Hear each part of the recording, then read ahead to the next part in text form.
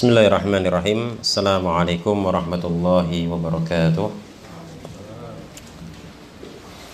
Alhamdulillahirabbil alamin. Wassalatu wassalamu ala asyrafil anbiya'i wal mursalin nabiyina Muhammadin wa ala alihi wa sahbihi wa man tabi'ahum bi ihsanin ila yaumiddin.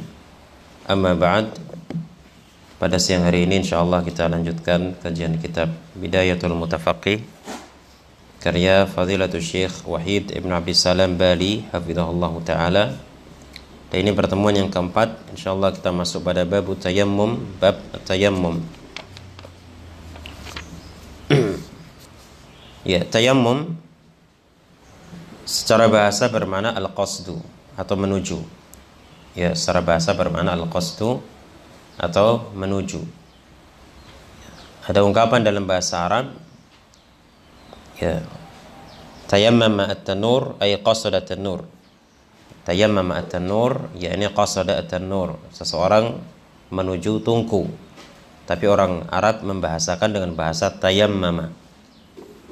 Adapun secara istilah, tayammum adalah at-ta'abbudu lillahi ta'ala bi qasdi as-sa'id at-tayyib limashil wajhi wal kaffain. Ibadah kepada Allah Subhanahu wa taala dengan menuju ke arah as-sa'id at-tayyib, ya, debu yang bagus, limashil wajhi wal kaffain, untuk mengusap wajah dan kedua telapak tangan. Nah, ini pengertian tayammum secara istilah. Nah, kemudian Syekh Wahid bin Abdissalam Bali hafizahullah taala beliau mengatakan terkait dengan bab ini, wa fihi salasatu dhawabit. Pada bab ini ada 3 dhabit, ada 3 ketentuan.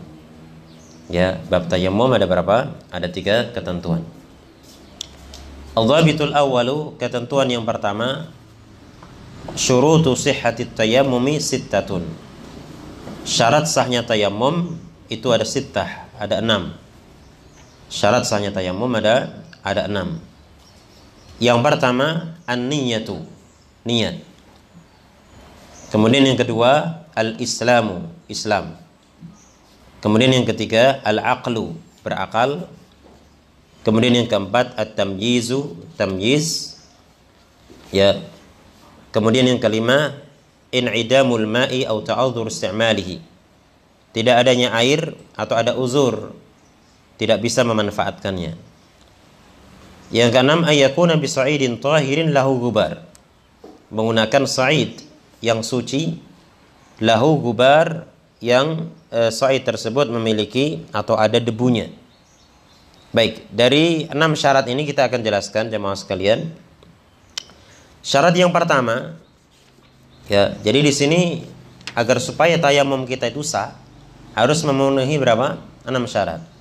Dan syarat yang pertama adalah niat. Ya, niat.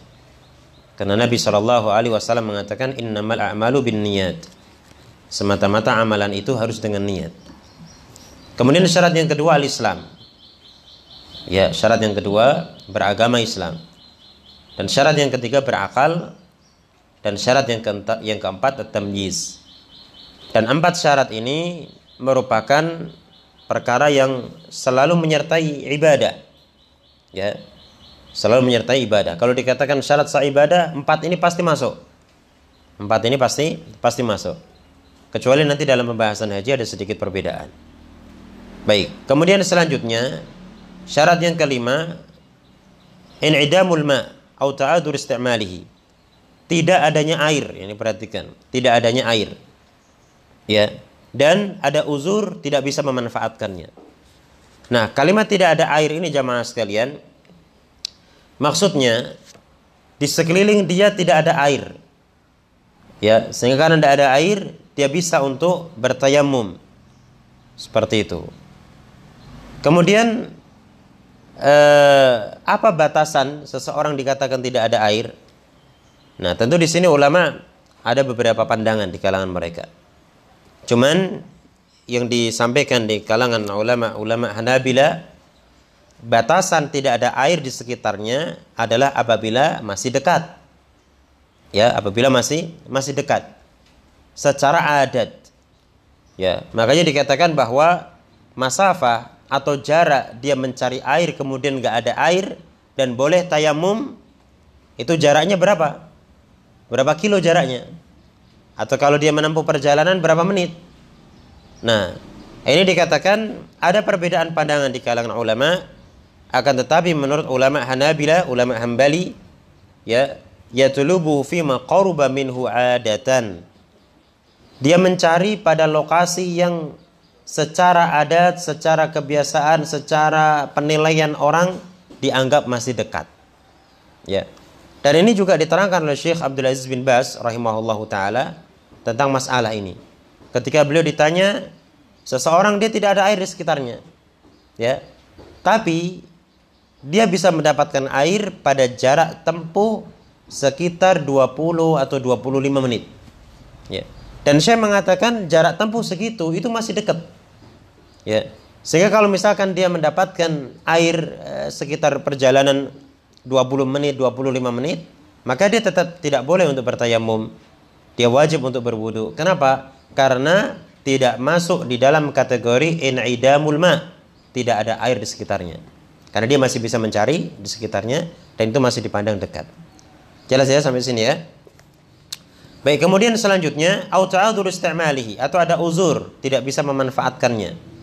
Ada air tapi ada uzur. Dia nggak bisa memanfaatkan karena mungkin sakit. Ya, karena mungkin sakit. Atau misalkan dia tertahan. Ya, tertahan, dia tidak bisa menggunakan air. Ya, tangannya diborgol, kemudian ditali kanan kiri, ada air di situ, tapi dia nggak bisa gunakan. Ya, tapi dia masih bisa tayamum, maka dia apa? Dia tayamum. Baik. Kemudian jamaah sekalian, di antara yang disinggung tentang in'idamul ta'adzur isti'malil ma', adanya atau tidak mungkin mampu untuk menggunakan air, ada uzur tidak mungkin mampu menggunakan air, diterangkan oleh Syekh Shalih Al-Fauzan hafizahullahu taala, di antaranya, di antara bentuk uzur adalah manakala ada air sedikit tapi air ini cukup untuk minum dia. Ya, atau cukup untuk minum binatang ternak dia. Ya, binatang-binatang yang istilahnya dimuliakan, dalam artian dimuliakan bukan binatang seperti anjing yang diperintahkan untuk dibunuh, nggak ada harganya. Ya, ada air tapi cukup hanya untuk minum dia atau minum bahimatul an'am, binatang-binatang ternak dia, maka seperti ini juga dikatakan ada uzur, atau mungkin wallahu alam masuk dalam kategori dianggap tidak ada air. Istilahnya wujudu ka'adami, adanya dianggap tidak ada. Termasuk juga diterangkan oleh Syekh Saleh, ketika seseorang misalkan kondisi yang sangat dingin, dia harus mandi janabah. Tapi kalau dia menggunakan air untuk mandi janabah, akan ada mudarat pada dirinya. Sementara tidak ada sesuatu yang bisa dia gunakan untuk menghangatkan air tersebut. Ya, tidak ada sesuatu yang bisa digunakan untuk menghangatkan air. Maka saat itu boleh bagi dia untuk bertayamum. Ini tergolong ta'adzur istimalihi. Ada uzur tidak bisa menggunakannya. Tapi kalau dia masih bisa memasak air, menghangatkan air, maka tidak ada uzur. Dia tetap harus menggunakan apa? Menggunakan air. Baik, termasuk juga uzur yang sering dibahas adalah uzur sakit. Tidak bisa mempergunakan air karena sakitnya, dokter melarang, maka dia cukup apa? Cukup bertayamum. Kemudian jamaah sekalian, pembahasan yang masih ada kaitannya dengan tayamum, manakala dia ada luka pada tubuhnya. Kemudian dokter ini mengatakan luka anda itu tidak boleh terkena air. Maka saat ini jamaah sekalian, dia berwudu sebagaimana wudu biasa. Tapi bagian luka yang tidak boleh terkena air dia diamkan, dia tinggalkan. Ya, dan dia ganti dengan tayamum dengan niat untuk mensucikan anggota yang tidak terkena air tersebut. Sebagaimana difatwakan oleh Syekh Abdul Aziz bin Baz rahimahullah. Ya. Dan ini pun ada catatan. Kalau misalkan dia masih bisa diperban dan perbannya ini masih bisa diusap dengan air, maka dia tidak boleh bertayamum. Contoh misalkan ada luka pada kakinya. Ya, dia bisa berwudu lengkap, cuman kaki saja. Tapi kaki ini ada perbannya. Ya. Dan perban ini dokter mengatakan masih bisa untuk terkena air. masih bisa untuk terkena air. Maka saat itu jamaah sekalian, dia pada bagian yang semestinya dicuci cukup untuk mengusap di atas perbannya. Tapi kalau dokter mengatakan sampai pun mengusap di atas perban tetap nggak boleh. Ya, maka kalau seperti itu pada bagian tersebut dia tayamumi. Yang lain dia wudhu secara sempurna, ada dia wudhu. Kemudian pada bagian tersebut dia tinggalkan, dia cukup apa? Tayamum. Termasuk juga misalkan dia mendapatkan air untuk berwudhu, tapi ternyata nggak cukup. Ya, ternyata nggak cukup. Sisa kaki yang belum dia basuh. Ya, nggak ada air, sekitarnya juga nggak ada air. Ya. Kalau seperti itu, dia berwudu dengan memanfaatkan air tersebut yang ada, kemudian dia pada bagian yang tidak cukup air tersebut, dia tayamumi. Jelas ya? Ini masih dalam pembahasan kapan seseorang itu boleh untuk bertayamum.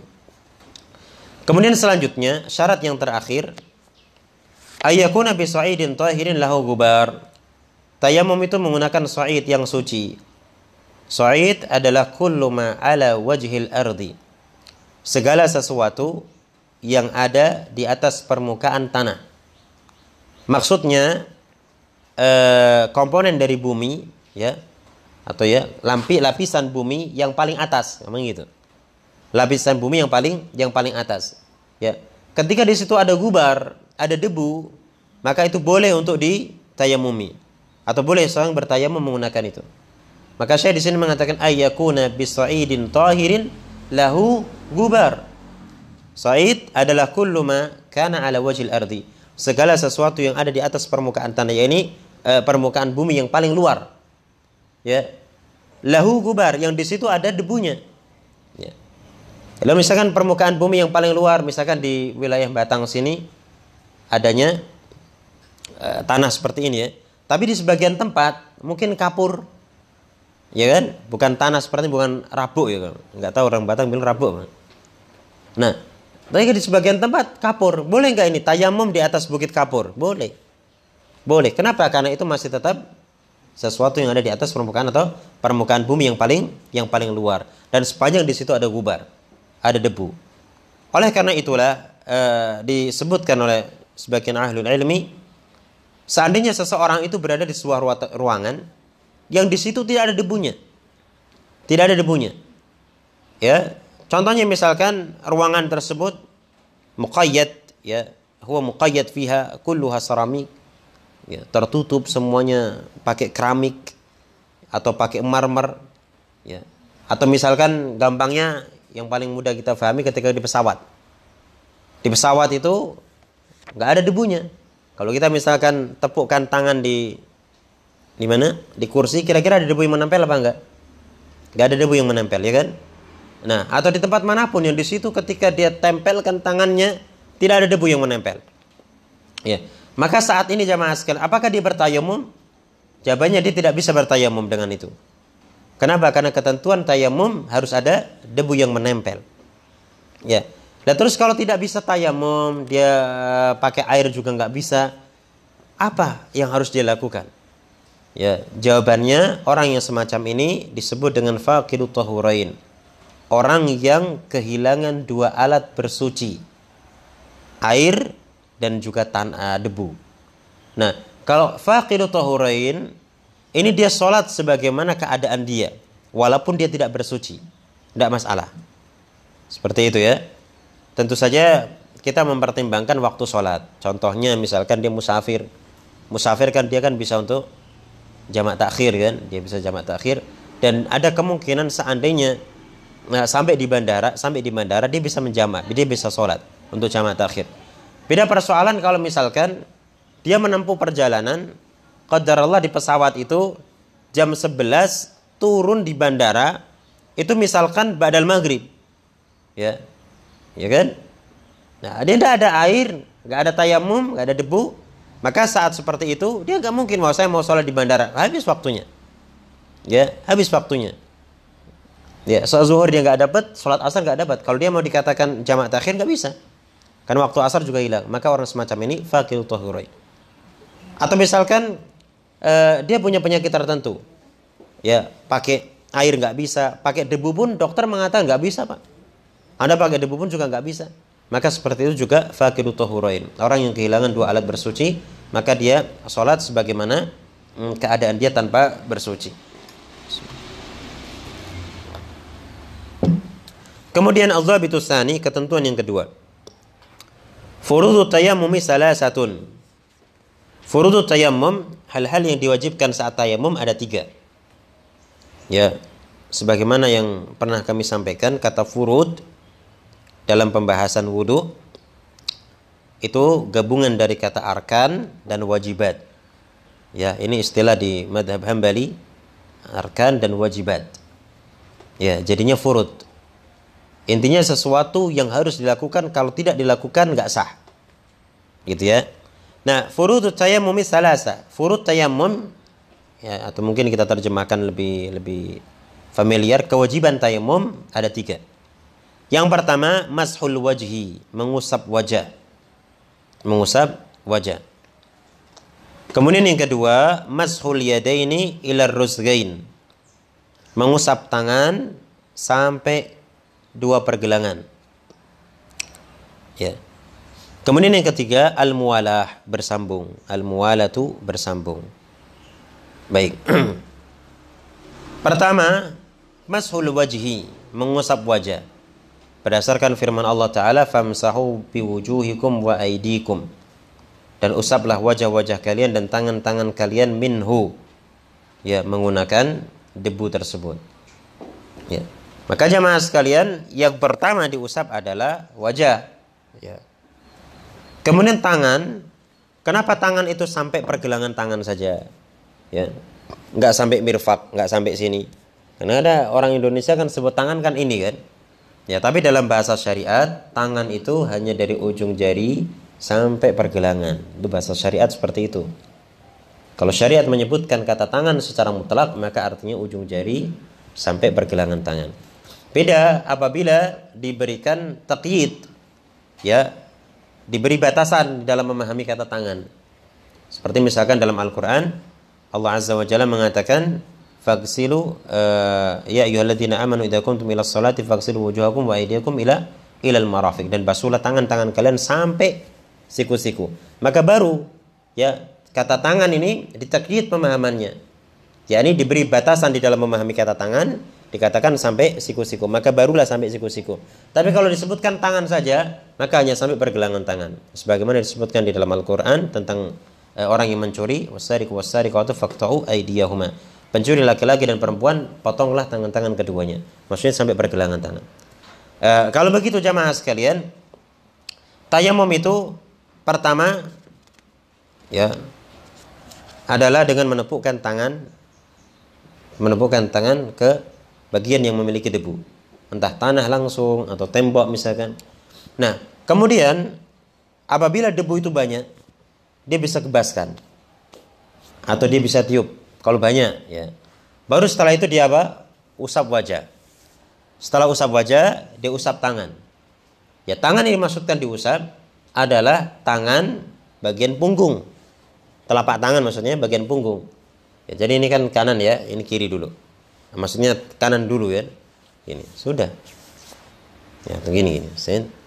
Sudah selesai. Muala artinya tadi bersambung, tidak ada jeda yang lama. Nah, terus kenapa telapak tangannya enggak? Jadi jangan difahami tayamum telapak tangan berarti gini-gini, enggak. Yang diusap itu sini. Ya, yang diusap itu sini. Ini, yang diusap itu sini. Baik. Nah, adapun sini ini kan sudah kena nih yang bagian dalam. Jadi enggak perlu ini wah kayak wudu ini. Enggak perlu. Baik, selanjutnya al-zabitus salis, ketentuan yang ketiga. Nawaqidut tayammumi salasatun, pembatal wudu itu ada 3. Pembatal wudu pembatal tayammum ada 3. Yang pertama, nawaqidul wudu, pembatal wudu. Ya, pembatal tayammum ada 3. Yang pertama apa? Pembatal wudu. Pembatal wudu itu ada 6 ya kan? Ya, yang pertama al-kharij min as-sabilain. Sesuatu yang keluar dari 2 jalan. Kubul ataupun dubur. Yang pertama. Jadi itu kalau jadi pembatal tayammum ya pembatal wudu sekaligus. Ya, kalau kita lihat pembatal wudu yang kemarin al-kharij min as-sabilaini, sesuatu yang keluar dari 2 jalan. Kemudian yang kedua, zawalul aql, hilangnya kesadaran. Hilangnya kesadaran. Au taqtiyatuhu bi ikma'in aw naumin mustaqriq. Ya, zawalul aql, hilangnya akal, au taqtiyatu atau taqtiyatu tertutupi, akal tertutupi, ya mungkin lebih tepat kita terjemahkan hilang kesadaran itu ya. Karena tertidur atau pingsan, dan tidur pun juga sudah kita terangkan tidur yang mustaqriq, ya, tidur yang sangat nyenyak. Kemarin kalau misalkan orang Jumatan itu tidurnya mustaqriq apa enggak? Enggak, ya, karena kenyataannya kalau komat langsung bangun. Kalau komat enggak bangun-bangun sampai jam 2 berarti dia sudah mustaqriq. Berarti batal wudunya. Kemudian selanjutnya yang ketiga, masul farji bi batinil kaf. Ya, mengusap kemaluan dengan telapak tangan yang dalam. Ya. Kemudian yang keempat, aklu lahmil ibil, makan daging unta. Yang kelima, iltiqa al-khitan. Nah, ini bertemunya dua khitan. Dan yang terakhir, riddah atau kemurtadan. Baik, ini ya pembatal wudu. Kemudian yang kedua, wujudul ma, adanya air. Adanya air. Jadi kalau misalnya dia tayamum, ada air, maka tayamumnya batal. Ya kan? Nah, sekarang sisa persoalan ini. Kalau misalkan ada air, karena di sini kita udah cari nih, ada informasi, pokoknya wilayah Kecamatan Batang sampai sana itu benar-benar kekeringan, nggak ada air. Ya ada air, tapi airnya digunakan untuk minum kan? Ya, karena jangan lo gue minum gue wudu, orang nggak minum bisa boyoin, kan? Boyo solor kabeh. Nah ini cukup untuk minum, untuk konsumsi, tapi tidak bisa untuk berwudu. Iya. Nah, sudah ada informasi sekitar kota Batang sini nggak bisa orang dapat air. Tapi nanti akan ada informasi juga entah kapan air itu datang. Kemudian dia tayamum, lalu dia sholat. Ya, dia sholat. Ya.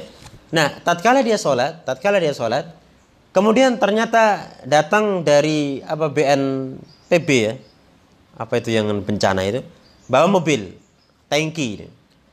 Ini khusus untuk berwudu katanya. Ada air khusus untuk berwudu. Ya.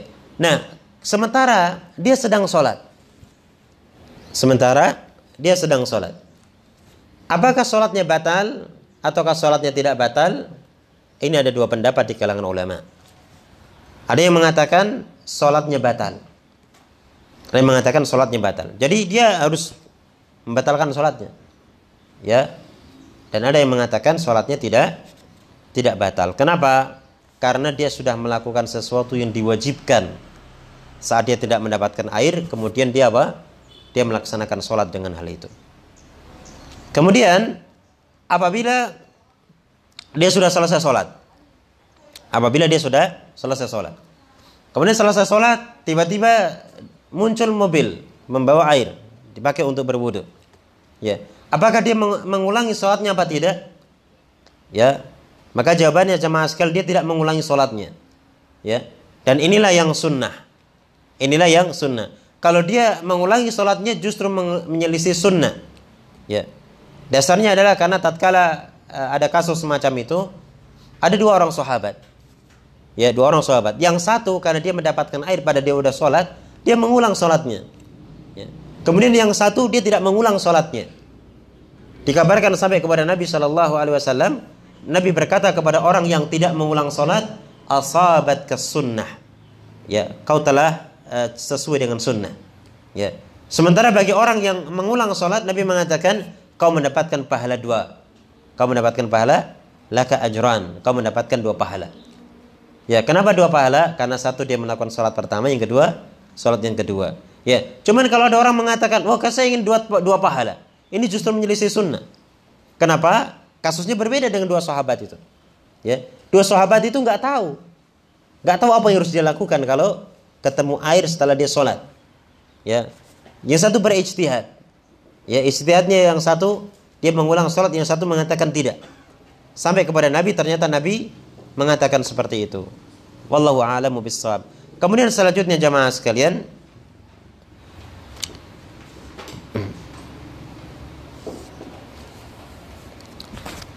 untuk orang yang mendapati air atau ada air dalam keadaan dia sedang sholat, ulama yang mengatakan dia batal, Di antaranya pendapat ini dikuatkan oleh Syekh Muhammad bin Shalih Al-Utsaimin. Ya. Jadi ini sholatnya batal. Tadi kalau apa? Waktu sholat kok tiba-tiba ada air, sementara dia sholat pakai tayamum. Nah, kemudian dia mengulang sholatnya dari awal. Wallahu alam, ini pendapat yang lebih aman ya.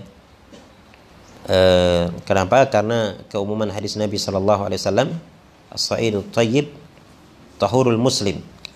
Ya, as-sa'idut thayyib, inna as-sa'idat thayyib tahurul muslim. Sesungguhnya debu yang baik itu adalah alat bersuci seorang muslim. Wa illam yajidil ma'a asyra sinin. Sekalipun dia tidak mendapatkan air selama 10 tahun, dia masih bisa pakai debu tersebut. Kemudian kata Nabi, fa idza wajadal ma' falyumissahu basharatahu. Kalau dia mendapatkan air, maka hendaknya dia membasuh tangannya, membasuh kulitnya, jadi dia berwudu. Ya, maka ini menunjukkan bahwa apabila terdapat air maka apa? Otomatis batal wudu, tayamumnya. Dan kalau tayamumnya batal berarti sholatnya apa? Sholatnya batal. Kemudian jamaah sekalian, persoalan juga yang sering dibahas adalah, bolehkah seseorang itu menggunakan satu tayamum ya untuk sholat yang bermacam-macam selama dia nggak batal? Nah, ini dirojihkan oleh Syekh Ibnu Baz rahimahullah, juga Syekh Ibnu Utsaimin dan juga Syekh Shalih Al-Fauzan hafizahumullah taala, bahwa dia tetap bisa menggunakan tayamum satu untuk sholat berkali-kali, entah sholat wajib ataupun sholat sunnah. Ya, seperti itu. Kemudian selanjutnya jamaah sekalian, pembatal yang ketiga, zawalul mubih, hilangnya sesuatu yang membolehkan dia bertayamum. Ya, ada air tapi dia boleh untuk bertayamum karena ada satu uzur kan? Ya, tapi ini uzurnya sudah hilang. Maka kalau uzurnya sudah hilang, ya, maka batalah tayamum dia. Batalah tayamum dia. Baik, selanjutnya yang ke-10, bab yang ke-10, babu izalatin najasa. Bab menghilangkan najis. Wa fihi arba'atu dhawabit. Pada bab ini ada 4 ketentuan. Az-zabitul awwalu, ketentuan yang pertama, an-najasatu ainun mustaqdharatun syar'an yazulu hukmuha bizawaliha walau bighairi ma'in. Ya. Najis adalah ainun mustaqdharatun syar'an, zat yang jijik secara syariat.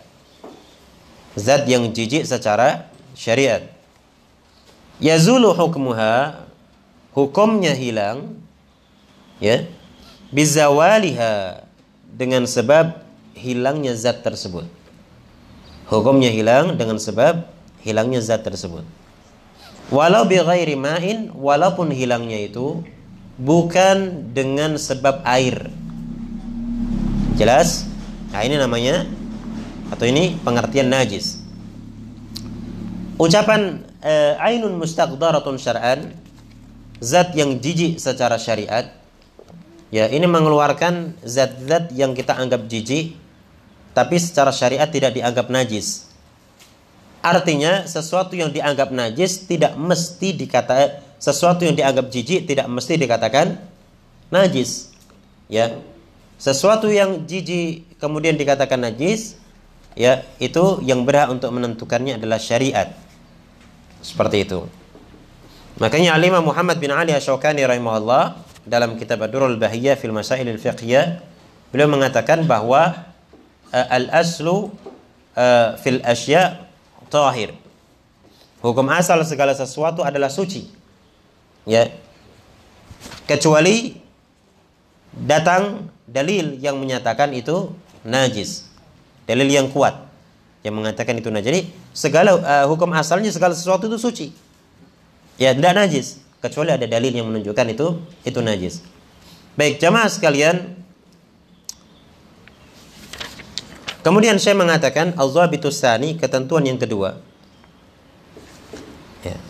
Atau sebelumnya kalimat yazulu bizawaliha. Yazulu hukmuha bizawaliha. Hilang hukum najisnya dengan sebab hilang zatnya. Artinya kalau zatnya sudah hilang, sudah tidak dikatakan najis. Wala bi ghairi ma'in, walaupun hilangnya itu tidak dengan air. Sisi pendalilan dari ucapan ini adalah tentang anjing yang keluar masuk masjid Nabi sallallahu alaihi wasallam. Dalam hadis Ibnu Umar, kuntu abitu fil masjid fi ahdi Rasulillah sallallahu alaihi wasallam. Kata Ibnu Umar, aku dulu tidur di masjid pada masa Nabi sallallahu alaihi wasallam. Wa kanatil kilabu tabulu wa tuqbilu wa tudbiru fil masjid. Ya. Dan anjing ini keluar masuk di masjid. Ya, keluar masuk di masjid. Ya. Falam yakunu yarushuna syai'an min dzalik. Dan mereka sama sekali tidak memperceki apapun pada tempat yang mana anjing tersebut kencing di situ. Ya, saya ulang ya. Aku tidur di masjid pada masa Nabi sallallahu alaihi wasallam, wa kanatil kilabu tabulu. Dan anjing-anjing kencing di situ. Ada kata tabulu, kencing di situ. Wa tuqbilu wa tudbiru. Dia datang dan pergi. Ya, di masjid Nabi sallallahu alaihi wasallam, dan para sahabat sedikit pun tidak ada yang menyiram pada bagian kencing anjing tersebut. Maka ini menunjukkan jamaah bahwa ketika itu sudah hilang najisnya atau zatnya sudah hilang, maka hukum najisnya juga sudah hilang. Karena tempat atau masjid pada masa Nabi sallallahu alaihi wasallam, masjidnya nggak pakai seperti ini, nggak ada keramiknya, nggak ada ini apa ini namanya, ya nggak ada karpetnya itu ya. Nah itu kan pakai tanah, dan tanah ini maka di sini disebutkan dalam syarahnya Syekh Nur bin Sya'lan hafizahullah taala, itu kena angin, kena sinar matahari, kan juga nggak ada atapnya masjid Nabi itu. Atapnya itu bagian depan aja, ya bagian depan, ya termasuk juga bagian belakang, karena waktu itu ada pemindahan kiblat. Ya kan, yang belakang jadi depan, yang depan jadi belakang. Akhirnya depan belakangnya ada payonnya, ada atapnya. Bagian tengah nggak ada atapnya, tapi kan sinar matahari tetap bisa masuk. Angin juga bisa masuk. Ya maka dengan sebab itu dia hilang dengan sendirinya. Oleh karena itulah jamaah sekalian, misalkan Anda sarungnya itu najis, sarungnya najis. Kemudian sarung itu dijemur. Ya, ambu pesing dijemur, ternyata setelah itu wes ra pesing mana? Ya, ini menurut pandangan dari Syekh Wahid hafizahullah taala, ini sudah dikatakan apa? Suci. Walaupun di sana ada qaul akhar, tapi kita enggak arahkan ke sana. Baik, selanjutnya jamaah sekalian, adz-dzabitu tsani, ketentuan yang kedua. La yusra'u al-'adadu wa la at-tatribu illa fi lu'abil kalbi fil ina'i wa nahwihi. Ya. Tidak disyariatkan al-'adadu, bilangan tertentu. Walat tatribu, tidak pula disyariatkan untuk tatrib. Tatrib itu mencampur cucian dengan tanah. Ya. Illa fi lu'abil kalbi, kecuali pada kasus liur anjing, atau fil ina, di dalam bejana, wa nahwihi, dan yang semacamnya. Ini semacam bejana. Ya. Jadi di sini tidak ada syariat bilangan tertentu untuk membersihkan najis. Tidak ada syariat bilangan tertentu untuk membersihkan najis. Ya. Tidak pula ada syariat mencampur air yang digunakan mencuci dengan tanah, kecuali pada satu kasus. Kasus apa? Lu'abul kalbi. Ya, liur anjing yang dia menjilat bejana atau yang semacamnya. Nah, jamaah sekalian, masalah al-adat atau jumlah pensucian, dan ini al-qaulur raji inda ba'di ahli ilmi, pendapat yang kuat menurut sebagian ulama. Nah, sebagian yang lain mengatakan mempersyaratkan tiga basuhan, 3 kali cucian, sebagaimana dikatakan oleh Imam Ibnu Qudamah al-Maqdisi dalam Umdatul Fiqhi. Ya, tapi Syekh Shalal Al-Fauzan sendiri saat mensyarah Umdatul Fiqh, beliau merojikan pendapat yang mengatakan tidak ada syariat itu, yang penting hilang sudah, walaupun dengan 1 kali pencucian. Karena memang tidak ada dalil yang secara tegas menyebutkan seperti itu. Baik, selanjutnya tatrib adalah pembersihan dengan mencampurkan tanah pada air, ya. Nah, tatrib ini terdapat banyak riwayat kapan tanah tersebut dicampurkan pada air. Ya, ada riwayat mengatakan ulahuna biturab, yang pertama dengan tanah. Kemudian ukhrahuna biturab, yang terakhir dengan tanah. Ada riwayat yang menyebutkan wa'afiru saminata biturab. Pada bagian yang ke-8 ya dicampur dengan tanah. Ya. Tapi jamaah sekalian, ulama mengatakan bahwa asalnya pencampuran dengan tanah itu bisa dilakukan dimanapun. Di awal, di tengah, atau di akhir. Ya. Tentu kalau misalkan di akhir, dia butuh pada basuhan yang ke-8, ya, karena pasti kotor kan. Tapi basuhan yang ke-8 itu bukan dalam rangka untuk mensucikan najis, tapi untuk menghilangkan kotoran itu. Cuman di sini ulama berbeda pandangan tentang mana yang afdal. Mana yang afdal, ya. Dan yang afdal ini adalah pada cucian yang pertama. Jadi saat mencuci misalkan bejana ini ya, bejana terkena najis, kemudian pencucian yang pertama itulah yang dicampur dengan tanah. Nah, ini yang afdal. Kenapa? Karena di sini terdapat riwayat yang lebih kuat, riwayat al-Imam Muslim. Ya, sehingga dari sisi ini ulama merojihkan yang afdal itu dicampur pada cucian yang pertama. Sisi perojihannya adalah karena riwayat yang menunjukkan dicampur pada basuhan yang pertama adalah riwayat Imam Muslim. Ya, dan tentu saja riwayat Imam Muslim adalah riwayat yang paling sahih setelah muttafaqun alaih dan setelah Bukhari. Ya, karena hadis itu tingkat keabsahannya berderajat-derajat, bertingkat-tingkat. Yang paling sahih adalah muttafaqun alaih, Bukhari Muslim. Kemudian yang kedua Bukhari dan yang ketiga Muslim saja. Ya, baik, selanjutnya jamaah sekalian. Nanti kalau ada yang kurang jelas bisa ditanyakan, saya tanya jawab. Kemudian selanjutnya, bagaimana apabila anjing tersebut menjilat bukan pada bejana? Nah, dalam penjelasan Syekh Nur bin Sya'lan hafizahullah taala, beliau mengatakan yakfi izalatu asarihi faqat. Ya, menurut beliau cukup untuk sekedar dihilangkan zatnya saja. Ya. Law walaghal kalbu ala saubin, seandainya anjing itu menjilat pakaian. Ya. Law walaghal kalbu ala jidar, seandainya menjilat tembok. Hadza kulluhu laisa bi'ina, ini semuanya tidak dikatakan bejana. Ina itu bejana atau wadah gitu ya. Wadah air. Wal maqsudu bihi an tuzala atharu faqat. Yang dimaksudkan atau tujuan dari pembersihan sekedar menghilangkan asar atau bekasnya saja. Jadi kalau misalkan dijilat anjing, tangan kita dijilat anjing, kemudian pakaian kita dijilat anjing, itu tidak perlu untuk dicuci sebanyak 7 kali. Ya, ala kulli hal kalau kita bicara fikih kadang ada perbedaan pandangan, tapi inilah yang disampaikan oleh Syekh di sini. Kemudian jamaah sekalian, az-zabitu salis, ketentuan yang ketiga. Baulul ghulami alladhi lam ya'kulit ta'ama li syahwatin yunzahu wa baulul jariyati yuksalu. Baulul ghulam, kencing anak laki-laki, maksudnya anak kecil ya, air kencing anak kecil laki-laki, alladzi lam ya'kulit ta'am, yang belum makan makanan, li syahwatin, karena keinginannya sendiri, yunzahu, maka cukup diperciki. Wa baulul jariyati, sementara air kencing anak perempuan yang masih kecil, yang kasusnya sama, belum makan juga ya, yuksalu, dia dicuci. Baik, nah terkait dengan masalah ini terdapat hadis Nabi Shallallahu Alaihi Wasallam ya, yang menjadi fasil atau hukum penentu tentang masalah ini. Karena memang kalau kita dapatkan dalam beberapa buku fikih ada pembicaraan di kalangan para ulama tentang persoalan ini. Ada yang mengatakan bahwa ya tetap semuanya dicuci, ya, baik laki-laki atau perempuan. Ya, tapi pendapat yang agak syadz itu pendapat dari Al-Imam Ibnu Hazm. Al-Imam Ibnu Hazm mengatakan baik laki-laki atau perempuan, dewasa atau tidak dewasa kecil atau besar, itu tetap itu seingat saya seperti itu. Coba nanti saya cek lagi.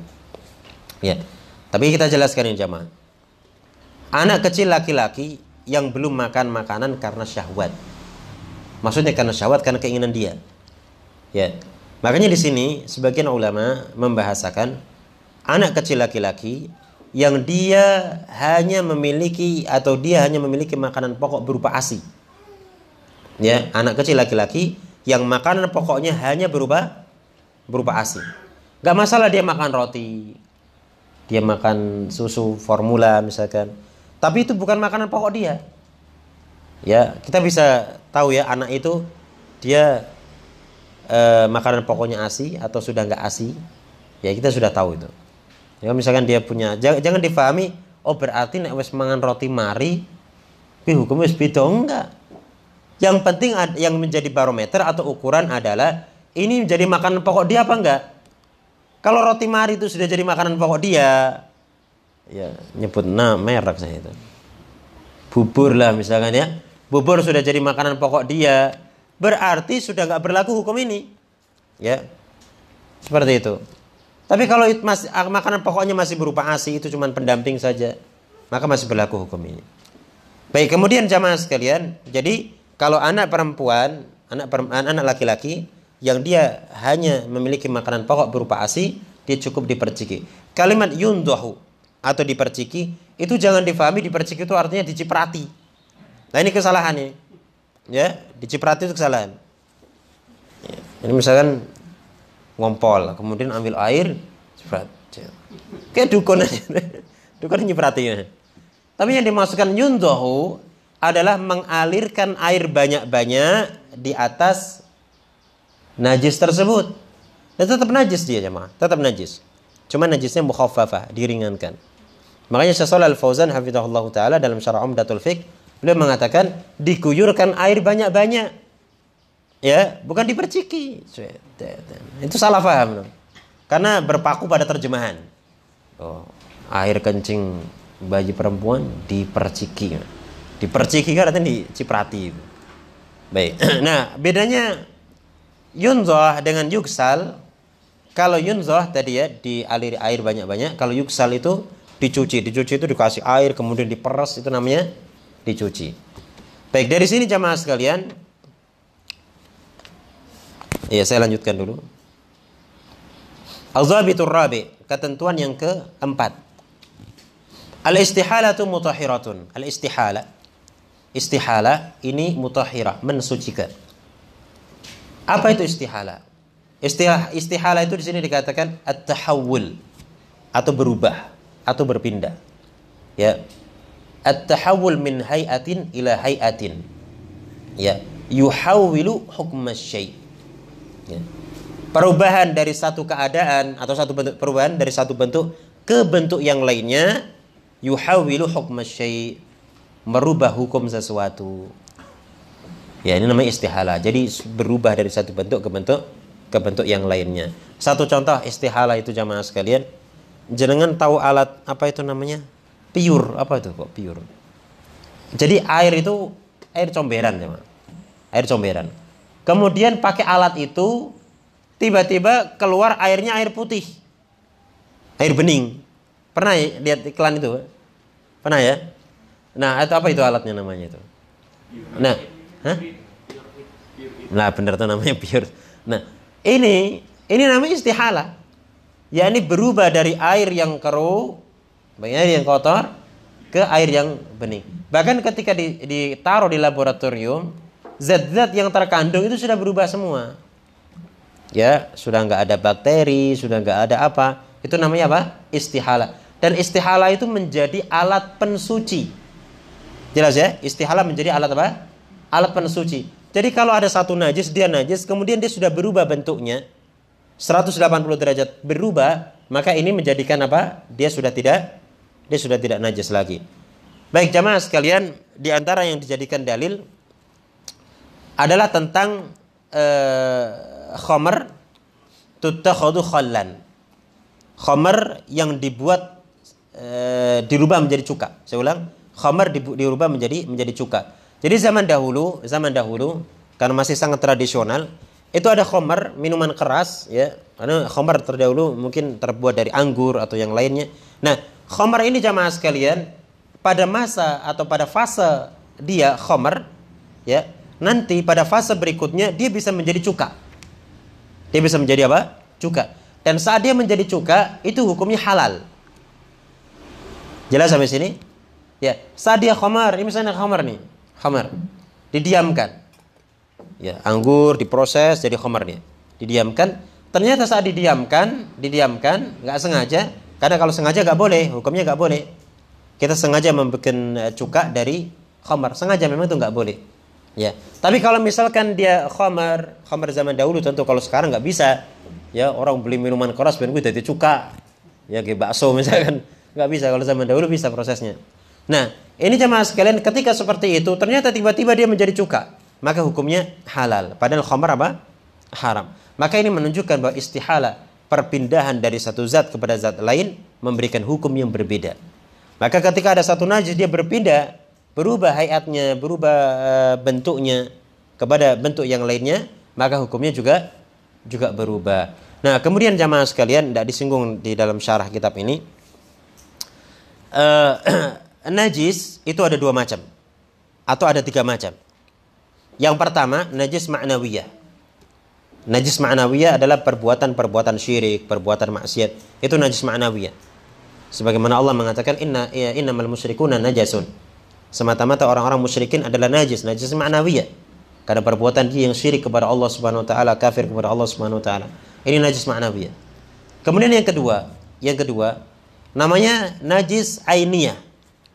Najis ainiyah.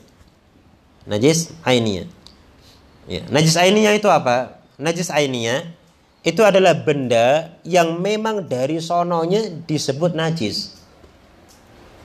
Benda yang dari sononya disebut apa? Najis. Contohnya apa? Kotoran manusia, najis. Contohnya apa? Air kencing, najis. Contohnya apa? Apalagi? Kotoran binatang yang tidak boleh dimakan dagingnya. Ya, karena kalau kotoran binatang yang dagingnya boleh dimakan, maka kotorannya itu enggak najis. Misalkan sapi dagingnya boleh dimakan toh? Kotorannya najis apa tidak? Tidak najis. Ya, kebu juga sama. Ya, misalnya di Solo itu jenengan ambil itunya, itu nggak najis. Cuman buat apa kan? Kayak orang berkeyakinan tertentu itu. Baik, selanjutnya ini najasa ainiyah namanya. Ya. Dan najasa ainiyah ini ulama mengatakan nggak bisa dihilangkan. Nggak bisa apa? Nggak bisa dihilangkan. Najasa ainiyah. Ya. Seperti diterangkan oleh Syekh Shalih Al-Fauzan dalam Umdatul Fiqh, nggak bisa dihilangkan. Ya. Tapi ada faedah yang lain dari ulama yang lain, seperti diterangkan oleh Syekh Abdul Hasan Ali Ar-Ramali dalam kitab Fadlur Rabbil Bariyah Syarh Durrul Bahiyah. Beliau mengatakan bahwa satu-satunya yang bisa digunakan untuk menghilangkan najis ainiyah adalah istihalah. Satu-satunya. Ya. Jadi mohon maaf jamaah sekalian, mohon maaf, kotoran manusia. Jenengan mau cuci nggak bisa, dia najisnya jadi suci itu nggak bisa. Ya kotorannya loh. Ya, termasuk juga kotoran binatang, misalnya kotoran keledai. Ya, atau air kencing. Air kencingnya tak cuci lah. Ben hilang sifat kenajisan, nggak bisa. Jadi najasa ainiyah tidak bisa dibersihkan, nggak bisa disucikan. Satu-satunya cara bisa mensucikan adalah istihala. Contohnya, mohon maaf ini, kotoran manusia dibakar, kemudian jadi debu. Ketika jadi kotoran manusia, najis. Ya, ketika jadi kotoran manusia, najis. Tapi ketika sudah berubah jadi debu, jadi tidak najis. Jelas sampai sini? Baik, ini najasa ainiyah. Kemudian yang kedua, najasa hukmiyah. Najasa hukmiyah. Apa itu najasa hukmiyah? Najasa hukmiyah itu adalah sesuatu yang suci, kemudian dia terkena najis. Ya, maka dikatakan najasa hukmiyah. Ya, secara hukum dia jadi najis. Contohnya ungkapan seseorang mengatakan, saya bisa pinjam baju kamu, bajuku najis, kan gitu. Ya, celana saya najis. Ya, badan saya najis. Maksudnya bukan baju dia itu zatnya najis, tapi bajunya itu suci, cuman terkena apa? Najis. Ini berarti namanya najasa apa? Hukmiyah. Dan najasa hukmiyah ini jamaah sekalian terbagi menjadi 3.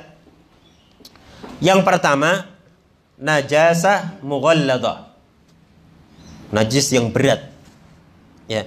Najasa mughalladah itu secara nas, secara dalil disebutkan pada lu'abul kalbi, pada air liur anjing, termasuk juga kotorannya tentunya. Ya. Nah, kemudian ulama mengkiaskan air liur babi dan juga kotoran babi sebagai najasa mughalladah. Seperti diterangkan oleh Syekh Shalih Al-Fauzan dalam Umdatul Fiqh, Syarah Umdatul Fiqh. Jadi najasa mughalladah itu ada 2. 1 air liur anjing dan air liur apa? babi serta kotorannya. Yang kedua, najasah mukhaffafah. Najasah apa? Mukhaffafah. Najis yang diringankan. Najasah mukhaffafah itu apa? Ya. Najasah mukhaffafah itu adalah yang pertama, air kencing anak. Air kencing anak apa? Tadi anak laki-laki yang makanan pokoknya baru ASI. Nah, kalau najasah mughalladhah tadi dia dicuci sebanyak 7 kali. Ya, dan salah satu pencuciannya dengan menggunakan tanah. Tapi kalau najasah mukhaffafah cukup diciprati atau ya, Pak? Ya, diperciki ya, dikasih air banyak-banyak itu. Baik. Najasah mukhaffafah. Di antara najasah mukhaffafah adalah madhi. Mazi, tahu mazi? Jadi ada 3 istilah jemaah. Mani, mazi, dan wadi. Wadi ya. Kalau mazi, mohon maaf, itu adalah air yang keluar indal mula'abah. Tatkala seseorang sedang bercengkrama, bersenggama dengan istrinya. Ya. Kalau mani, itu air yang keluar dari laki-laki ya saat dia berhubungan dengan istrinya, ini setelah ejakulasi. Kalau wadi, ya wadi itu adalah air kencing atau air yang keluar setelah kencing. Setelah kencing selesai, kemudian kok ada air yang keluar, itu namanya apa? Wadi. Nah, madhi apa tadi? Tadi saya bilang apa? Madhi ya. Madhi ini termasuk najasah mukhaffafah. Jadi kalau misalkan ada madhi, itu cukup untuk dialirkan air saja di bagian yang terkena madhi tersebut. Baik, selesai pembahasan ini. Kemudian selanjutnya babul haid. Bab tentang haid.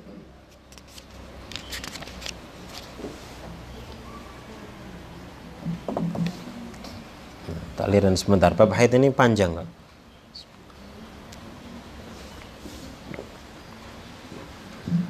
Baik, selanjutnya babul haid. Bab haid.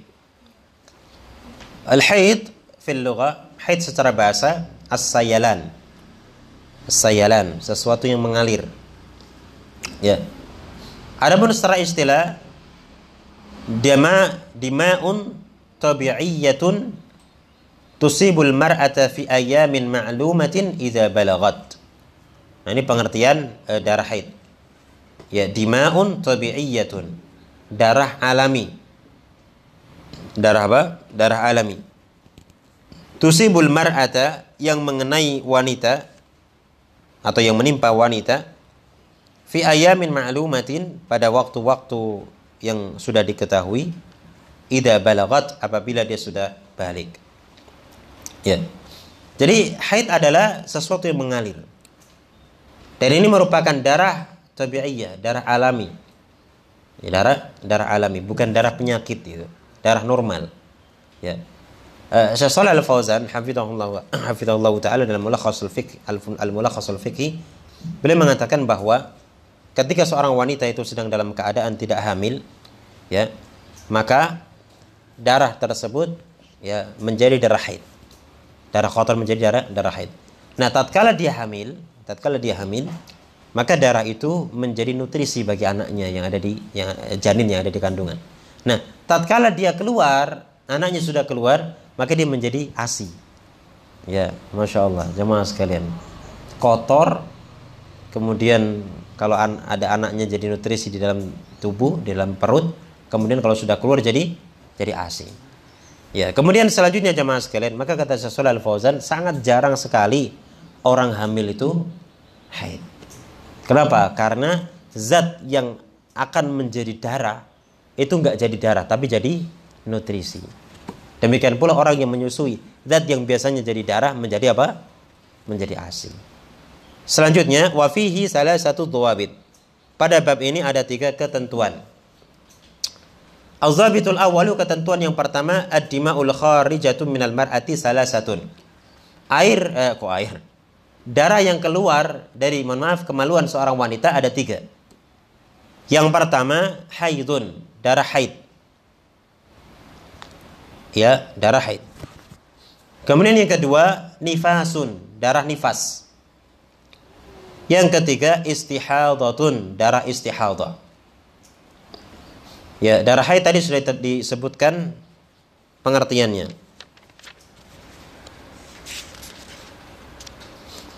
Adapun darah nifas ini nggak disebutkan secara panjang lebar oleh Syekh Wahid, tapi di syarahnya di sini cukup disinggung. Kalau darah nifas, ya di sini dikatakan tentang darah nifas, huwa dima'un tanzilu 'alal mar'ah bisababil wiladah. Darah yang keluar dari wanita karena sebab melahirkan. Tanzilu ba'dal wiladati, keluar setelah melahirkan. Ya. Wa qad tanzilu qubailal wiladati, dan terkadang dia keluar sebelum melahirkan, biyaumin au yaumaini, sehari atau 2 hari, musahabatan litalq, yang diiringi dengan kontraksi. Ya, jadi hamin 1 atau hamin 2. Ya, jadi namanya darah nifas itu jemaah, itu darah yang keluar saat melahirkan atau ba'da setelah melahirkan atau sebelum melahirkan sehari 2 hari. yakni hamin 1, hamin 2. Diiringi dengan tolak, diiringi dengan kontraksi. Makanya ulama mengatakan darah yang keluar sebelum seorang wanita itu melahirkan, itu dilihat. Pertama dia harus berupa darah, bukan cairan selain darah. Ya, misalkan lendir, ya. Tapi ini betul-betul darah. Kemudian yang kedua, mendekati melahirkan, yakni sehari 2 hari, hamin 1, hamin 2 sebelum melahirkan. Ya. Kemudian selanjutnya jamaah sekalian, yang ketiga diiringi dengan kontraksi. Ya. Kalau keluar saja sebelum melahirkan tapi nggak ada sakit, nggak apa, berarti bukan darah nifas. Kemudian jamaah sekalian, haid dan nifas atau nifas itu syaqiqatul haid. Ya, saudara kandungnya darah haid. Ya, Syekh mengatakan di sini, bainaha wa bainal haid taqarub katsir. Antara nifas dengan haid ada kedekatan yang sangat banyak. Ya, takhtalifu fi asya' yasirah. Berbeda dalam beberapa masalah saja yang sangat sedikit. Minha al-muddah, di antaranya masalah batas waktunya. Ya, haid batas waktunya adalah 15 hari menurut jumhurul ulama.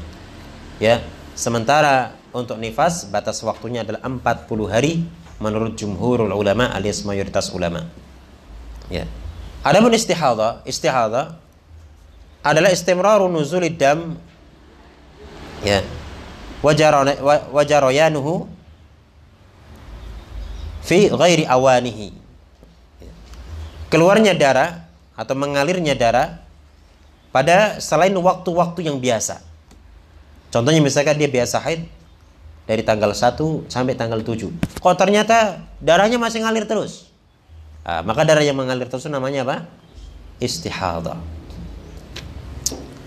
Baik, kemudian jamaah sekalian, selanjutnya kata Syekh, az-zabitu tsani, ketentuan yang kedua, yahrumu bil haidi sab'atu asya. Haram bagi orang yang haid 7 perkara. Jadi bagi orang yang haid itu haram melakukan atau diperlakukan terkait 7 perkara. Yang pertama al-jima', hubungan biologis, haram. Ya. Kemudian yang kedua at-talaq. Artinya seorang wanita haram ketika dia ditalak pada masa haidnya. Ya. Nah, ini namanya talak bid'i. Ya. Kalau mau ditalak, itu dia ditalak pada saat dia tidak sedang haid. Ya. Pada saat masa suci, di mana sebelumnya dia tidak digauli. Itu namanya talak sunni. Talak sunni. Ya. Jadi dia boleh ditalak pada saat masa suci yang sebelumnya belum digauli. Jelas? Ada ini nanti ada pembahasan sendiri di kitab talak insyaallah. Baik, selanjutnya. Ya, tapi kalau misalkan dia ditalak saat haid gimana? Ya haram, ya. Cuman dari sisi jatuh apa enggak talaknya, jatuh talaknya menurut pendapat jumhurul ulama, mayoritas ulama. Kemudian yang ketiga enggak boleh bagi seorang yang sholat, ya orang yang haid adalah as-salat. Salat haram. Ya, dalam ungkapan al-Imam Ibnu Qudamah, wa tamna'u as-salata wa wujubaha. Ya. Haid ini menghalangi orang sholat dan menghalangi wajibnya. Artinya orang yang haid ini dia nggak boleh sholat, juga memang nggak wajib sholat. Beda dengan puasa. Kalau puasa dia nggak boleh puasa, tapi dia wajib puasa pada waktu yang lainnya. Yang jelas ini ya, as-shalah. Kemudian yang keempat as-siyam, puasa. Kemudian yang kelima at-tawaf, ya tawaf. Ya, tawaf di Baitullah, nggak boleh. Kemudian yang keenam al-muqsu fil masjid. Al-muqsu fil masjid, berdiam di masjid saat haid. Jadi saat haid tidak boleh berdiam di masjid. Ya. Dalilnya apa? Nah, di sini disebutkan satu dalil, yakni ketika Nabi Shallallahu Alaihi Wasallam memerintahkan wanita-wanita untuk menghadiri sholat id, Nabi Shallallahu Alaihi Wasallam memerintahkan mereka untuk menjauhi tempat sholatnya. Ya, kalau tempat sholat saja nggak boleh wanita untuk di situ, pada itu bukan masjid yang asli, cuman untuk sholat, apalagi masjid. Dan masalah ini jamaah sekalian, masalah ini adalah masalah yang dipegang oleh mayoritas ulama. Jadi mayoritas ulama mengatakan tidak diperbolehkan seorang wanita yang haid untuk tinggal di masjid. Misalkan pengajian, ada wanita yang haid, dia nggak boleh tinggal di masjid, nggak boleh duduk di masjid, dia cari tempat yang lainnya. Ya makanya di sini ya panitia mungkin sediakan tempat yang di luar area masjid. Ya misalkan di sebelah sana yang adem ya, dikasih tempat tertentu, atau misalkan di bagian belakang. Ya di bagian belakang ini insya Allah tidak masalah.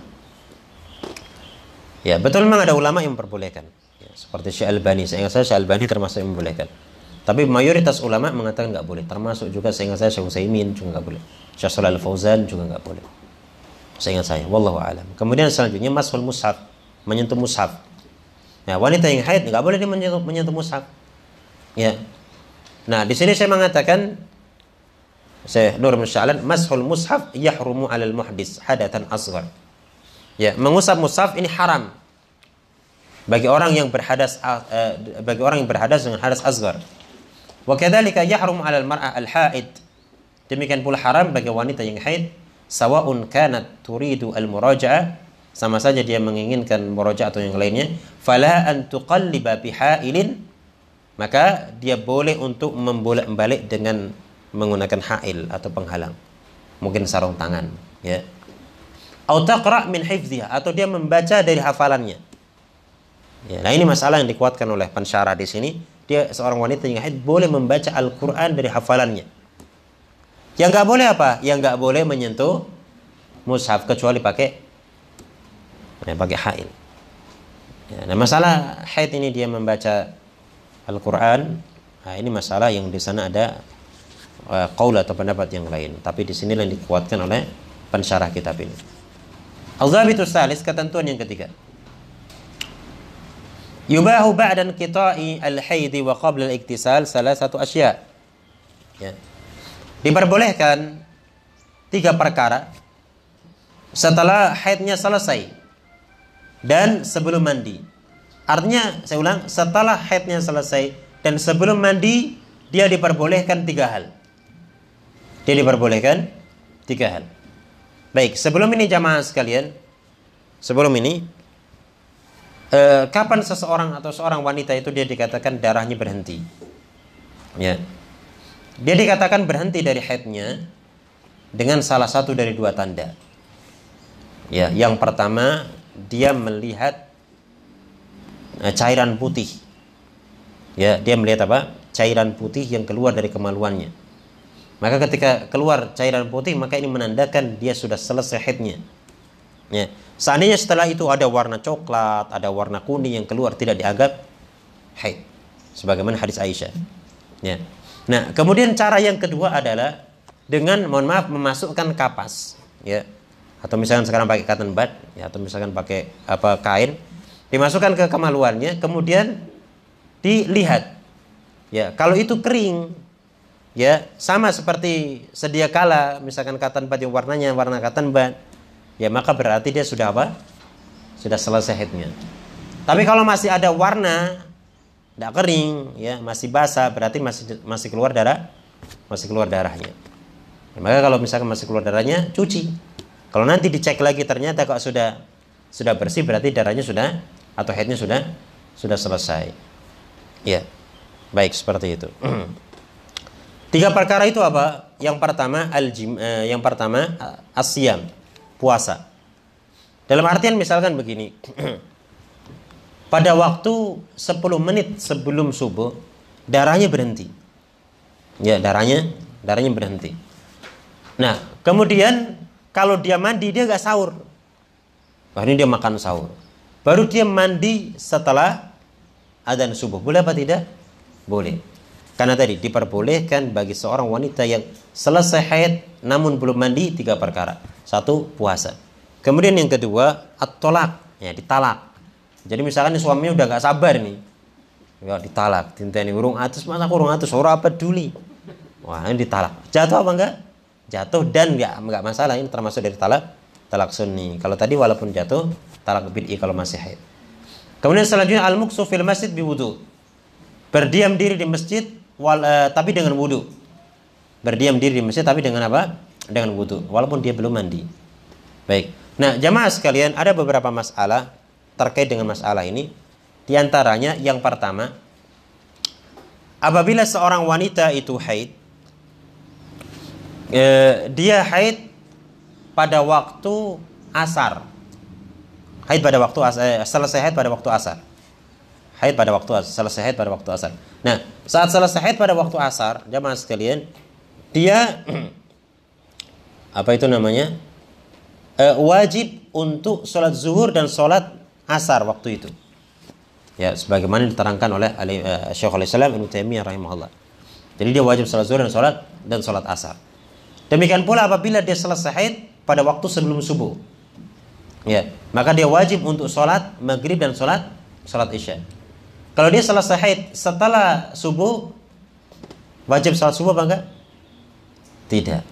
Alasannya kenapa jamaah sekalian? Karena kalau waktu asar tadi misalkan dia selesai waktu asar, waktu sholat yang pertama ini sholat zuhur, itu waktunya adalah waktu sholat yang kedua di saat uzur. Ya, orang kan boleh jamak takhir, tak? Nah, maka seperti itu.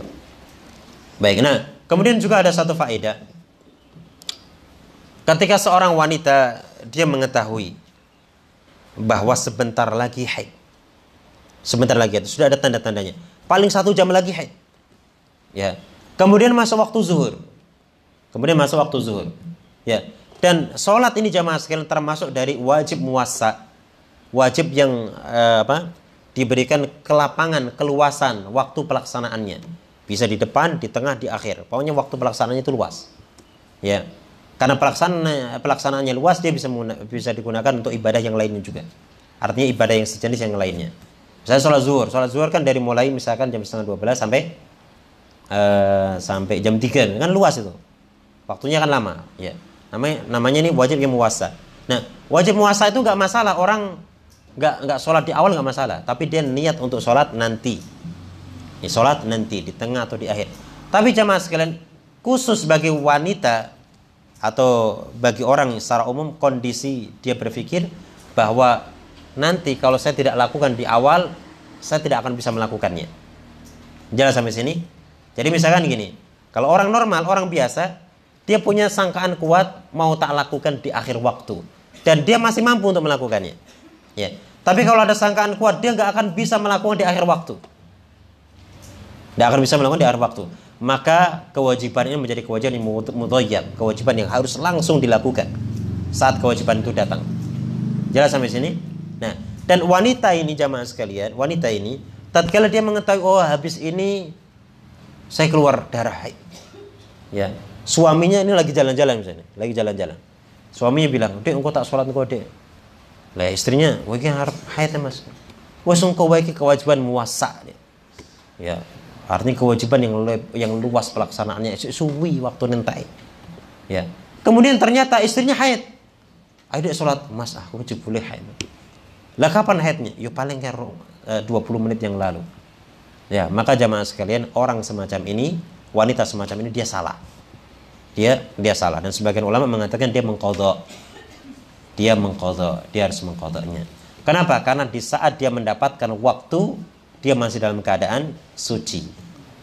Baik, selanjutnya jamaah sekalian, masalah yang disinggung di sini adalah masalah istihadhah.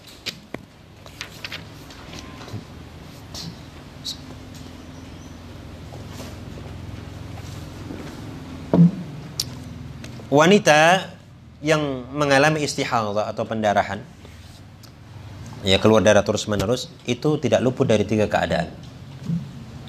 Keadaan yang pertama, dia punya adat atau kebiasaan. Kebiasaan haidnya itu awal tanggal 1 sampai tanggal 6 misalnya. Nah, ternyata lebih dari itu dia haid, dia masih keluar darahnya. Ya.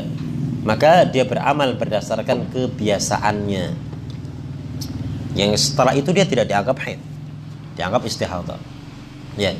Tapi kalau misalkan dia tidak punya kebiasaan, dia tidak punya kebiasaan, ya kadang mundur, kadang maju, kadang 5 hari, kadang 4 hari, kadang 3 hari, kadang 10 hari, nggak punya kebiasaan dia.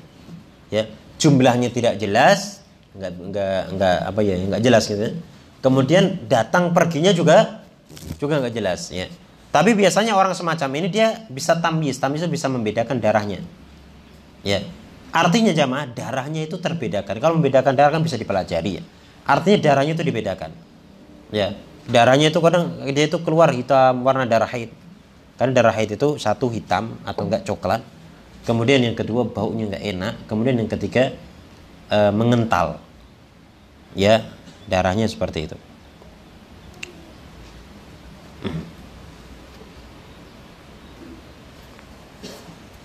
Darah haid tidak menggumpal. Saya ulang, darah haid tidak menggumpal.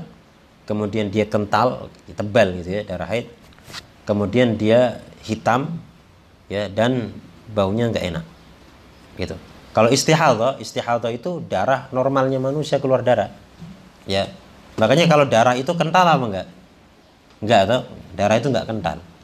Kecuali darah jenengan bekam itu darah kotor. Nah ini darah itu nggak kental, darahnya normal biasa. Jadi kalau darah haid itu dari dalamnya itu sudah kental. Ya, kemudian keluarnya tidak menggumpal, jelas, ya.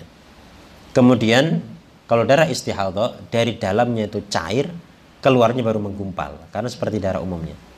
Maka di sini saya mengatakan anna damal haid la yatajallad, darah haid itu tidak menggumpal, kental iya tapi tidak menggumpal. Ya. Kemudian juga di antara kalau istihadhah dia menggumpal. Di antara perbedaan, darah haid baunya nggak enak. Kalau darah istihadhah biasa aja. Ya. Kemudian darah haid warnanya aswad sakhin. Ya, hitam yang tebal, kental gitu. Ya, atau coklat tua. Adapun darah istihadhah dia warnanya merah, ya, seperti darah luka. Seperti itu. Jadi dia tentukan, oh ternyata ini warnanya hitam, berarti haid. Itu bagi orang yang tidak punya adat kebiasaan. Kalau dia nggak punya adat kebiasaan, juga darahnya itu nggak jelas. Darah yang keluar dari kemaluannya kadang warnanya hitam, kadang warnanya merah, mungkin ada warnanya kuning, hijau. Tapi kalau itu ke rumah sakit ya, bisa keluar warna hijau. Nah, kalau seperti itu dia mengikuti kebiasaan wanita sekitarnya, ini kerabatnya.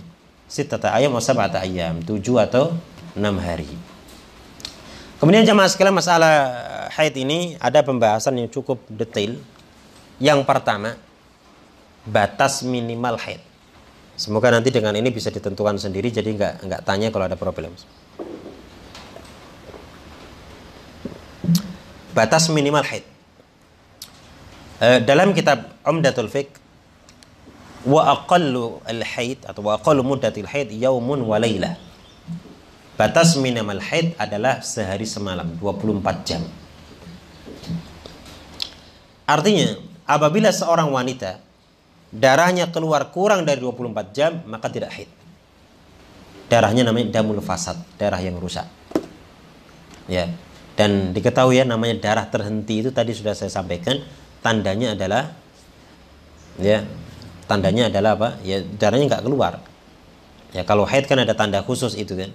Tapi kalau ini karena dia dikatakan bukan darah haid, ada darah yang keluar tapi nggak sampai 24 jam. Nggak sampai 24 jam. Ya, contoh misalkan, dia darahnya keluar jam 6 pagi, keluar, dan darah itu jamaah sekalian, itu keluar tuh nggak mesti namanya keluar nyur terus tuh nggak, ya. Tapi maksudnya itu masih produksi gitu, masih produksi. Makanya walaupun tidak keluar ser itu dia tetap dikatakan haid manakala ada warna kotor darahnya. Maka jangan difahami bahwa darah itu yang namanya darah keluar itu apa ya, harus sur terus kayak kita ngecuri ini terus, enggak. Yo kalau seperti itu ya wanita ya kentean darah. Maka ada istilah darahnya berhenti dan darahnya tidak berhenti. Maksudnya berhenti adalah tadi betul-betul berhenti. Nah bahasa Jawa ini orang sing merembes gitu loh. Seperti itu. Ya, itu namanya berhenti. Ada namanya darah tidak berhenti. Darah tidak berhenti itu bukan artinya apa? Nyunyuk kalau kita mengatakan darahnya itu berhenti kurang dari 24 jam. Benar-benar berhenti. Bukan artinya, lah kayak aku ngerosok keluar, kayak aku ngerosok ora keluar. Berarti aku berhenti, enggak. Itu tetap keluar, cuman apa? Tidak jor-jor. Kalau namanya berhenti betul-betul berhenti. Berarti kalau berhenti hukumnya suci. Ya, kadang-kadang ketika kita tanya ke wanita misalkan, ketika seorang itu haid, apa artinya itu darahnya keluar nyocor terus? Ya enggak, kadang berhenti. Maksudnya berhenti itu bukan berhenti itu bukan. Tapi masih ada yang keluar sebagai bukti ketika itu dikasih kapas warnanya warna apa? Warna darah. Gitu. Kalau dikatakan berhenti betul-betul berhenti berarti dia udah suci. Baik, sekarang kita bahas. Batas minimalnya sehari semalam 24 jam. Kalau misalkan dia keluar darah ternyata setelah 20 jam berhenti, betul-betul berhenti ya, maka berarti darah yang tadi bukan darah haid, tapi damul fasad. Berarti dia tidak haid. Nah, sisa pertanyaan. Lah, terus kalau nggak haid, gimana masalah sholatnya? Kan gitu. Gimana masalah sholatnya? Mungkin ini yang bapak-bapak, mas-mas nggak begitu paham. Apa sih? Tapi itu yang perempuan sangat penting. Pertama kali dia melihat darah yang keluar, hukum asal, saya ulang, kata Syekh Abdul Aziz Ar-Rayis, hukum asal darah yang keluar adalah haid. Maka tatkala seorang wanita melihat darah keluar dari kemaluannya, dan ada ciri-ciri haid tentunya, itu dia dikatakan dihukumi sebagai darah haid. Dari awal keluar dihukumi darah haid. Tapi dia tunggu. Dan kalau dihukumi darah haid berarti dia tidak sholat. Dia benar tidak sholat. Dia tunggu sampai 24 jam. Ternyata kok 20 jam, bahkan 23 jam, setelah itu betul-betul berhenti. Maka jelas bagi sang wanita bahwa tadi darah yang keluar bukan darah haid. Tadi dia meninggalkan sholat, maka saat itu dia mengqadha'nya. Jelas sampai sini? Baik. Maka di sini kalau pertanyaan-pertanyaan gimana ini, apa ada bercak, itu bukan darah haid. Ya, apalagi cuman ya bercak nggak ngalir gitu kan. Dan paling 1 jam, setelah itu nggak keluar lagi. Baik, selanjutnya wa aqsaruhu 15. Paling banyaknya 15 hari. Berarti kalau setelah 15 hari maka namanya istihadah. Ya. Wa aqallu muddati at-tuhri, dan batas minimal rentang suci atau batas minimal masa sucinya adalah 13 hari. Salah satu asyar. Nah, ini harus diperhatikan. Batas maksimalnya 15, berarti kalau lebih dari 15 pasti dihukum istihadah. Walaupun ya nggak mesti orang itu haid kok 15 hari. Tapi pokoknya ya seperti dikatakan Syekh Muhammad Bajabir, kalau misalkan dia itu haid kok rentangnya kurang dari 15 hari, dia masih dikatakan haid. Tapi kalau sudah lebih dari 15 hari berarti bukan haid. Ya, jelas sampai sini? Baik, selanjutnya. Batas maksimal atau batas minimal maksud saya, batas minimal waktu suci adalah 13 hari. Batas minimalnya 13 hari. Nah, ini penting, jemaah. Antum tahu batas maksimalnya 15. Batas minimalnya berapa? 13. Ini penting untuk menjawab kasus. Satu contoh. Seorang wanita dia haid 10 hari. Dia haid 10 hari. Kemudian suci 5 hari. Kemudian dia atau suci 10 hari. Kemudian dia haid lagi 5 hari. Baik. Tadi rentang masa sucinya berapa? Masa sucinya minimal berapa? 13 hari. Tadi dia masa suci berapa? 10 hari. Standar apa enggak? Enggak standar. Ya. Berarti jamaah sekalian, kalau seperti itu, haid yang terjadi setelah itu, haid yang kedua setelah itu, maka dihukumi masih satu kesatuan dengan haid yang pertama. Jelas? Kenapa masih satu kesatuan dengan haid yang pertama? Karena waktu sucinya itu kurang daripada 13 hari. Jelas? Baik. Kemudian selanjutnya. Tadi dikatakan batas maksimal haid berapa hari? 15. Tadi wanita itu haid 10 hari pertama. Kemudian suci berapa? 10 hari. Kemudian haid berapa? 15 hari. Berarti jamaah sekalian, haid yang pertama dan haid yang kedua yang masih menjadi kesatuan haid yang pertama itu hukumnya hukum apa? Haid. Hukumnya hukum haid. Tapi sekarang ada kasus. Ada kasus. Kenapa hukumnya haid? Karena yang pertama 10, yang kedua berapa? Yang kedua 5 dan masih satu kesatuan. Kenapa masih satu kesatuan? Karena masa sucinya kurang dari 13 hari. Sekarang dia haid 10 hari. Suci 10 hari. Haid lagi 10 hari. Saya ingin tanya. Haid pertama 10 hari. Suci berapa? 10 hari. Standar enggak nih? Enggak. Kemudian dia haid lagi 10 hari. Haid lagi 10 hari. Harusnya haid setelah itu berarti masih kesatuan dengan haid yang apa? Yang pertama. Iya apa enggak? Ya kan? Kenapa masih satu kesatuan? Karena masa sucinya kurang dari 13 hari. Sekarang kita lihat. Maksimal masa haid adalah 15 hari. Antum hitung. Haid yang pertama 10 hari, ya kan? Haid yang kedua berapa hari? 10 hari. Berarti yang dinilai haid yang kedua berapa hari? 5 hari. 5 hari setelahnya namanya damul fasad, darah rusak. Jelas sampai sini? Baik. Kemudian selanjutnya. Ya. Kalau misalkan dia haid 10 hari. Ya. Kemudian setelah itu suci 13 hari. Setelah itu haid 10 hari. Haid yang kedua dihitung berapa? Ayo. Oh, lanang orang mudeng. Haid yang kedua dihitung berapa hari? 5 atau 10? 10. Kenapa? Karena haid yang kedua itu sudah haid sendiri. Ya kan? Sudah haid sendiri. Kenapa? Karena masa sucinya sudah standar 13 hari. Beda kalau contoh yang pertama masa sucinya kurang dari 13 hari, maka haid yang kedua ini digolongkan haid yang digabungkan haid yang pertama. Baik. Contoh yang lain. Dia haid 15 hari. Kemudian suci 13 hari. Kemudian dia haid lagi. Haid lagi, entah 5 hari atau 10 hari. Haid yang kedua haid apa tidak? Haid apa tidak nih? Haid yang pertama 15 hari. Kemudian suci 13 hari. Kemudian dia haid lagi 10 hari misalnya. Ini haid yang kedua itu haid apa enggak? Haid apa enggak? Khilaf di kalangan jamaah masjid. Haid ya. Haid yang lain. Kenapa? Karena masa sucinya 13 hari. Sudah sesuai ketentuan. Karena minimal masa suci ada 13 hari. Sekarang kalau dia haid 15 hari.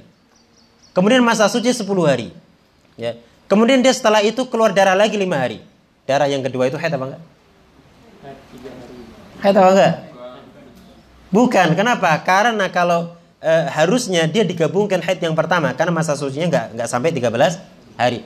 Tapi karena masa pertama sudah 15 hari, sudah batas maksimal haid, maka berarti nggak bisa digabungkan ke pertama. Maka darah tadi yang keluar setelah itu namanya darah rusak. Jelas? Bingung? Nanti disimak lagi ya rekamannya ya.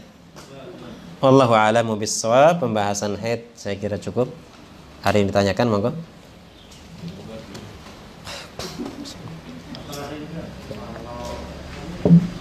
Niki dulu Pak. Ya. Perempuan sudah 4 tahun ngompol itu termasuk najis. Termasuk. Nah, kalau ngomongnya di kasur membersihkannya bagaimana? Ya dihilangkan sampai hilang najisnya. Dicuci saja apa? Iya dicuci. Artinya diguyur kemudian dikosok-kosok, sabunin sampai betul-betul hilang. Karena kalau kasur mau diangkat-angkat keluar yo angel. Yang penting itu sampai hilang. Dan itu kan najis ya, najis tapi kan jenengan bisa siasati, kan nggak dipakai untuk sholat, jadi nggak ada masalah terkait dengan hukum fikih. Jenengan bisa siasati pakai misalkan dikasih taplak sehingga bagian Anda tidak terkena. Gitu. Kalau 4 tahun sudah najis karena apa? Karena dia sudah bukan usia ASI. Usia ASI kan 2 tahun. Gitu. Wallahu a'lam. Kalau habis operasi, kata dokter bagian tubuh yang habis operasi tidak boleh kena air. Kalau mandi harus ditutupi plastik. Habis operasi badannya masih lemah, sampai mau buang air kecil tuh dikasih selang, ada tempatnya, tapi boleh pulang, tapi pipis saja masih di kasur. Bagian habis operasinya harus dikasih plastik. Kalau mau mandi boleh tayamum, tidak.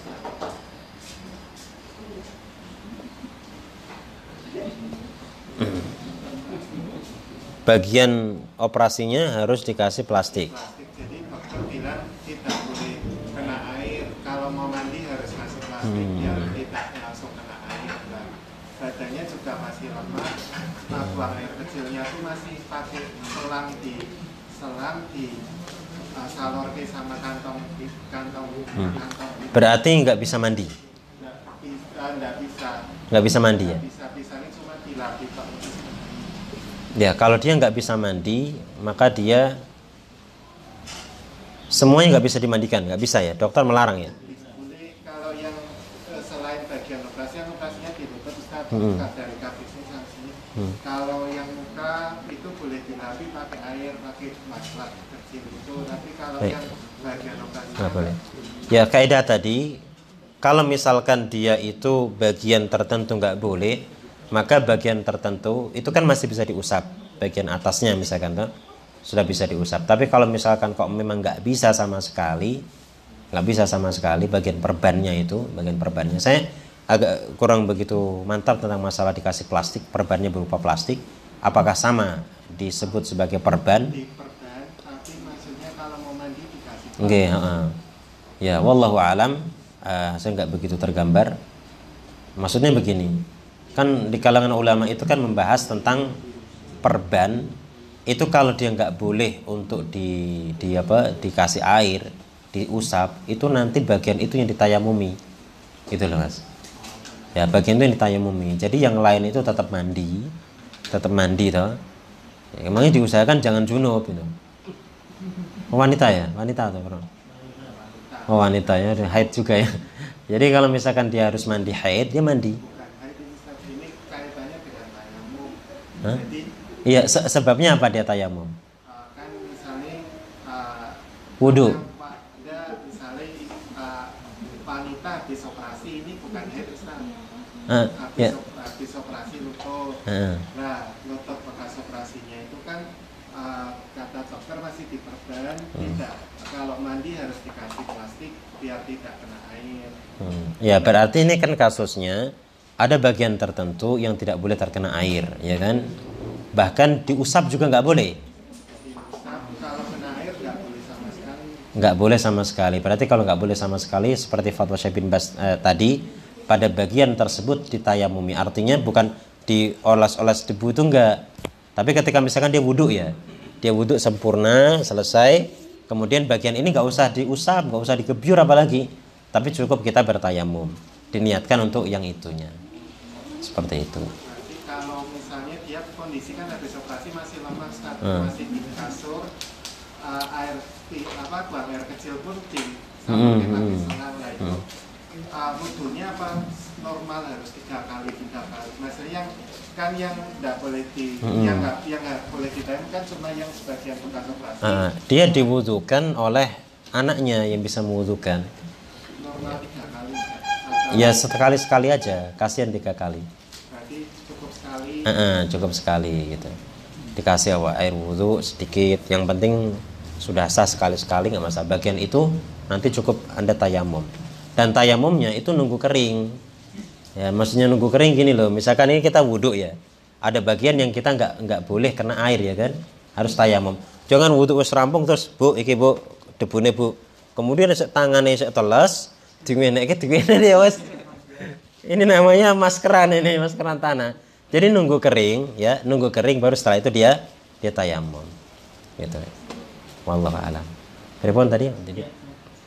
Assalamualaikum warahmatullahi wabarakatuh. Waalaikumsalam warahmatullahi wabarakatuh. Ini meskipun suami saya, ini pemerhati wanita saya. Masya Allah. Terkait dengan masalah haid. Ya mungkin nanti yang perempuan kalau ada yang ditanyakan bisa pakai Ada mic-nya. Oh ya.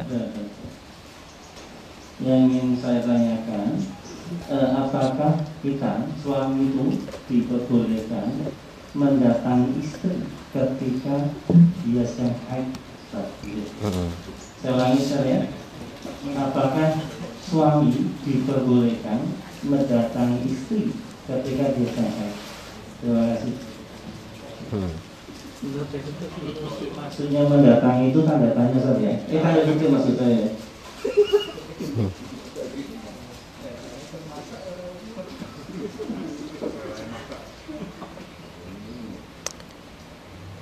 Mendatanginya apa?